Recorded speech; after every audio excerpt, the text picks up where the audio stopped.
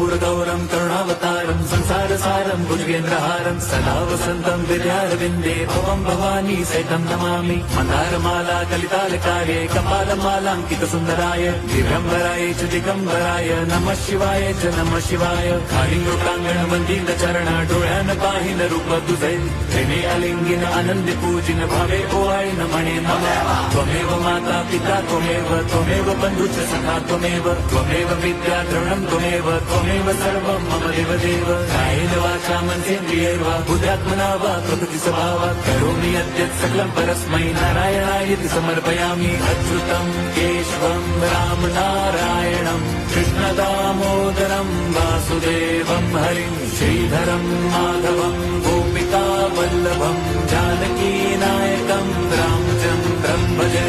Hare Ram